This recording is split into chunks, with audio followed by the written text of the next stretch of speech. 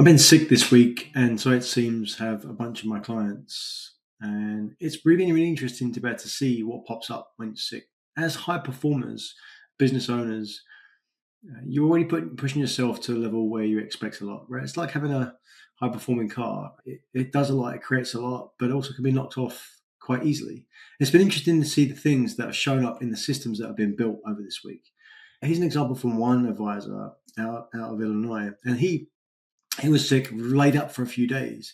We'd spent a few weeks prior to that really getting some clarity with a person in his team, booking his meetings, setting his meetings for him, and making the distinction between not just reaching out to prospects and clients, but having the commitment to deliver the result of a set amount of meetings per week.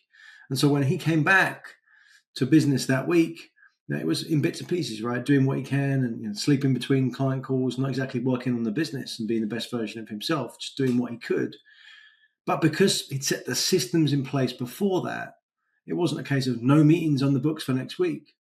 And they were still there. Maybe not in the completeness of he was his best version of himself, but still at a high level. And so I love that James Clear quote that we don't rise to the level of our goals, we fall to the level of our systems. And by making sure that we're continuously putting them in place, we change the baseline. And ultimately, we want to optimize for a higher baseline rather than peak performance.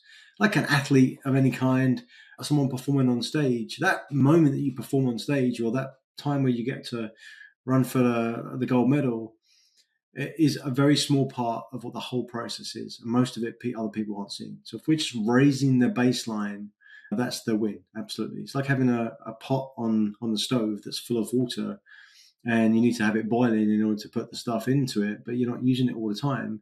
If you let it go cold, it takes a lot to get it up to that boiling temperature again. But if you keep it simmering, you can always go back to it and change the baseline, change your results, because over the course of the year, a lot of stuff happens. Sometimes you will be at a peak. Sometimes you will be at some lows. But if we change the baseline, we change the trajectory overall, it makes a real big difference as to the results that we get and the way that we set out our life. And so you can also notice it in terms of how you show up and how you think with your clients. Now, what other systems have you put in place where you might have your team creating your meeting prep for you, right? So rather than having to do all the meeting prep yourself, rather than having to really think through each time you work with a client, again, part of your success is probably that you're really good at what you do and can wing it a lot, right? And still bring a lot of value to clients. But if you create a system around your team supporting you to do the prep for that, if you're feeling a bit off, it doesn't have to be you feeling sick and you just this week, I could see all the thoughts in my mind and how I wanted to say things, but it's like someone went in there and just jumbled them all up. And I think it was quite flowing out in the order I wanted it to flow out into.